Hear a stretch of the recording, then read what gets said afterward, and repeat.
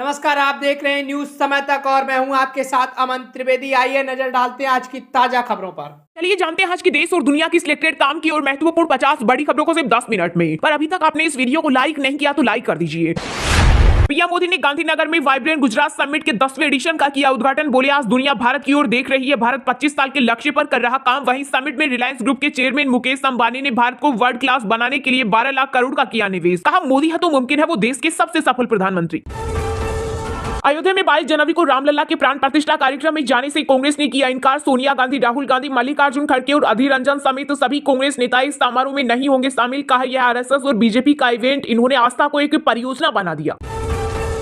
लोकसभा चुनाव में उतरने से पहले मोदी सरकार महिलाओं के लिए कर सकती है कई बड़ी घोषणाएं। 2024 के अंतरिम बजट में महिला किसानों के लिए सम्मान निधि 6,000 से 12,000 करने की तैयारी में केंद्र सरकार। 22 मार्च से शुरू होगा आईपीएल 2024। इससे ठीक पहले महिला प्रीमियम लीग की भी फरवरी के आखिरी हफ्ते से हो सकती है शुरुआत। शेड्यूल पर आम चुनाव का रहेगा असर। अडानी ग्रुप के चेयरमैन गौतम अडानी ने गांधीनगर में हो रही वाइब्रेंट गुजरात समिट में की बड़ी घोषणाएं। बोले, अगले 5 साल में 2 लाख करोड़ का करेंगे निवेश, जिससे पैदा होंगे 1 लाख जॉब्स। वहीं स्टील किंग लक्ष्मी मित्तल ने कहा, गुजरात में आर्सेलर मित्तल बनाएगी दुनिया का सबसे बड़ा स्टील प्लांट। 14 जनवरी से शुरू होने वाली राहुल गांधी की भारत जोड़ो न्याय यात्रा को मणिपुर सरकार ने दी परमिशन। कांग्रेस बोली, इम्फाल से ही होगी यात्रा की शुरुआत। बीजेपी वाले डर रहे, इसलिए यात्रा को इजाजत देने से पहले घबरा रहे। मुस्लिम वोट के बिना सरकार नहीं बना सकती भाजपा। लोकसभा चुनाव 2024 को लेकर डेमोक्रेटिक फ्रंट एआईयूडीएफ के अध्यक्ष बदरुद्दीन अजमल ने किया बड़ा दावा। कहा, मुस्लिम वोटों के बिना बीजेपी आगामी लोकसभा चुनाव नहीं जीत सकती और केंद्र में सरकार नहीं बना सकती। इस साल 3 बार मनाई जाएगी दिवाली। केंद्रीय मंत्री अनुराग ठाकुर का बड़ा बयान। बोले, एक जब 22 जनवरी को प्राण प्रतिष्ठा होगी, दूसरा जब मोदी जी फिर से प्रधानमंत्री बनेंगे और तीसरा जब वास्तव में दिवाली होगी।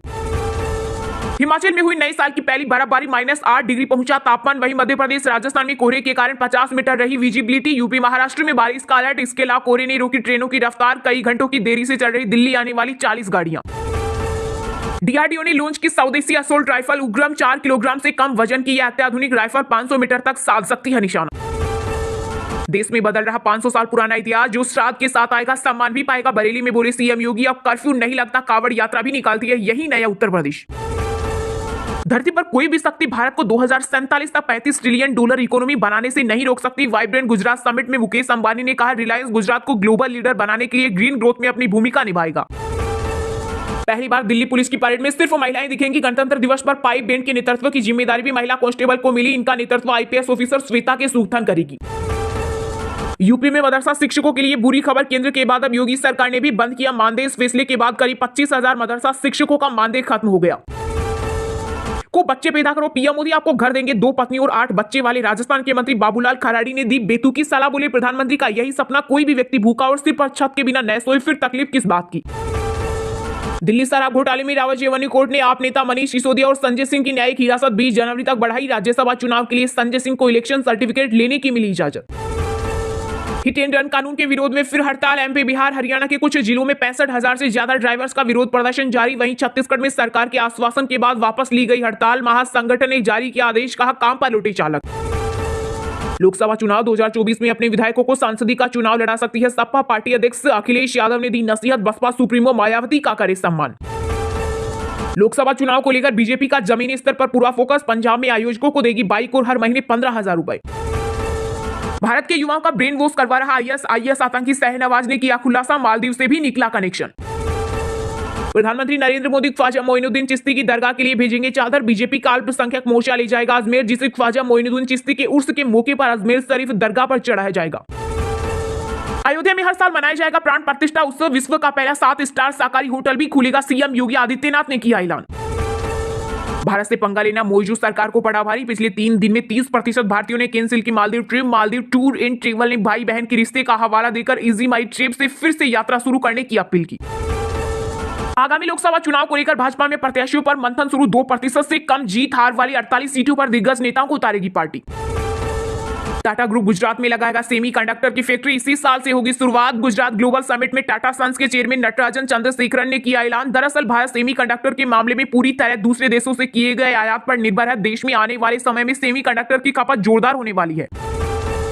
प्रभास ने वर्ल्ड वाइड बॉक्स ऑफिस पर रचा इतिहास। सालार के नाम दर्ज हुआ तगड़ा रिकॉर्ड। फिल्म ने बॉक्स ऑफिस पर इतिहास रचते हुए अब तक टोटल 700.37 करोड़ रुपए की कमाई की। कुंभ के लिए पैसे दे सकती है तो गंगा सागर मेले के लिए क्यों नहीं? बंगाल की सीएम ममता बनर्जी ने मोदी सरकार से पूछा सवाल का। इसके लिए मैंने केंद्र को कई पत्र लिखे, यहां तक यूनेस्को से भी इसको लेकर पत्राचार किया था।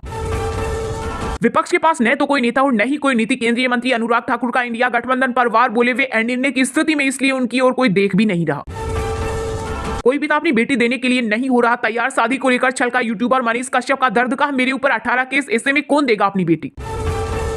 भारत मालदीव तनाव के बीच लक्षद्वीप की मिनी कोई आइलैंड में एयरपोर्ट बनाने की तैयारी में केंद्र सरकार, जहां fighter jets, military transport plane और कमर्शियल एयरक्राफ्ट भी होंगे ऑपरेट। पीएम मोदी के दौरे के बाद एक्शन। जम्मू कश्मीर में लोकसभा चुनाव के बाद हो सकते हैं विधानसभा, नगर निकाय और पंचायत चुनाव, पहली बार मिलेगा ओबीसी आरक्षण। स्वामी प्रसाद मौर्य से डरते हैं अखिलेश यादव, सपा पर भड़के कांग्रेस नेता प्रमोद कश्यप बोले अगर स्वामी प्रसाद मौर्य ऐसे ही बयान देते रहे तो यूपी में भाजपा को आने से कोई नहीं रोक सकता। साथ ही कहा राम नाम से इतना बेर ठीक नहीं, जाते या ना जाते लेकिन निमंत्रण तो ठुकराना ना चाहिए था। चलिए अब जानते हैं जो आम आदमी के काम की और फायदेमंद खबरें हैं उनको विस्तार से। पर इससे पहले अभी तक आपने इस वीडियो को लाइक नहीं किया तो लाइक कर दीजिए।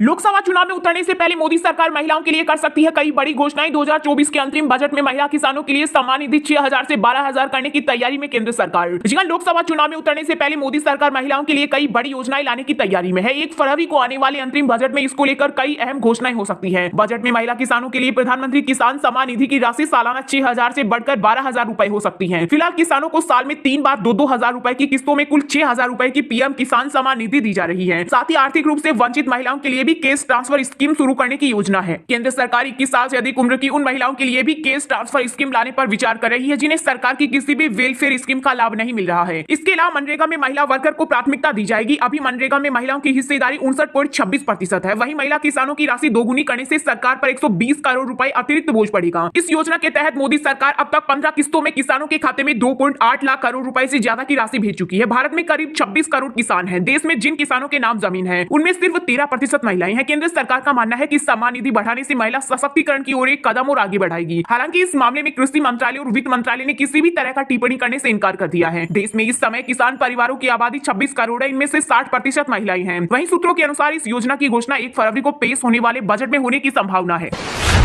पीएम मोदी ने गांधीनगर में वाइब्रेंट गुजरात समिट के 10वें एडिशन का किया उद्घाटन। बोले आज दुनिया भारत की ओर देख रही है, देश 25 साल के लक्ष्य पर कर रहा काम। वहीं समिट में रिलायंस ग्रुप के चेयरमैन मुकेश अंबानी ने भारत को वर्ल्ड क्लास बनाने के लिए 12 लाख करोड़ का किया निवेश। कहा मोदी है तो मुमकिन है वे देश के सबसे सफल प्रधानमंत्री। जी हां, पीएम मोदी ने गांधीनगर में वाइब्रेंट गुजरात समिट के 10वें एडिशन का उद्घाटन किया। इस दौरान उन्होंने कार्यक्रम में शामिल लोगों को संबोधित करते हुए कहा कि अगले 25 साल में भारत को विकसित बनाने का लक्ष्य है। हाल ही में भारत ने आजादी के 75 साल पूरे किए हैं। अब भारत अगले 25 साल के लक्ष्य पर काम कर रहा है। उन्होंने कहा आजादी के 100 साल पूरे होने पर देश विकसित हो जाता है, इसलिए ये 25 साल की अवधि भारत को अमृत काल है। प्रधानमंत्री ने कहा मेरी गारंटी है कि भारत अगले कुछ वर्षों में तीसरी अर्थव्यवस्था बनेगी। भारत फिलहाल दुनिया की 5वीं बड़ी ताकत है। हमारे यहाँ अतिथि देवो भव होता है। इस दौरान समिट में यूएई के प्रेसिडेंट मोहम्मद बिन जायद समेत कई अन्य वर्ल्ड लीडर्स और मुकेश अंबानी, गौतम अडानी और लक्ष्मी मित्तल समेत देश विदेश के दिग्गज कारोबारी मौजूद रहे। वहीं समिट में रिलायंस ग्रुप के चेयरमैन मुकेश अंबानी ने मोदी है तो मुमकिन है इन शब्दों के साथ संबोधन की शुरुआत की। उन्होंने कहा जब मेरे विदेशी दोस्त मुझसे पूछते हैं कि मोदी है तो मुमकिन है का मतलब क्या है, तो मैं कहता हूं भारत के प्रधानमंत्री एक विजन बनाते हैं और उसे क्रियान्वित करते हैं। वे असंभव को संभव बना देते हैं। वहीं अडानी ग्रुप के चेयरमैन गौतम अडानी ने कहा 10वीं वाइब्रेंट समिट का हिस्सा बना मेरे लिए बहुत खुशी की बात है। 2014 के बाद से भारत की जीडीपी और प्रति व्यक्ति आय में वृद्धि हुई है। उन्होंने कहा हमारे प्रधानमंत्री नरेंद्र मोदी भविष्यवाणी नहीं करते बल्कि भविष्य को आकार दे देते हैं। मुझे विश्वास है कि 2047 तक भारत पूर्ण विकसित हो जाएगा। अडानी ने कहा अगले 5 साल में 2 लाख करोड़ रुपए का निवेश करेगी, जिससे 1 लाख लोगों को रोजगार भी मिलेगा।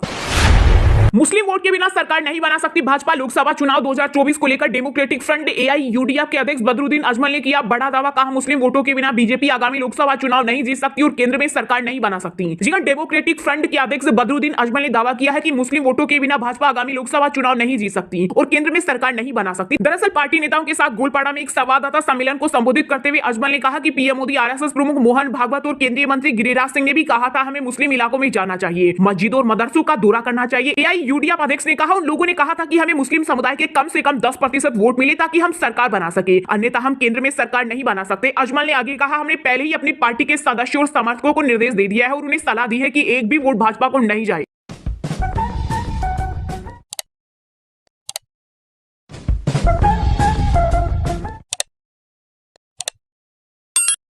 फिलहाल खबर में इतना ही। तब तक के लिए देखते रहिएगा न्यूज समय तक और दीजिए यानी हमें यानी कि अमन त्रिवेदी को इजाजत। नमस्कार।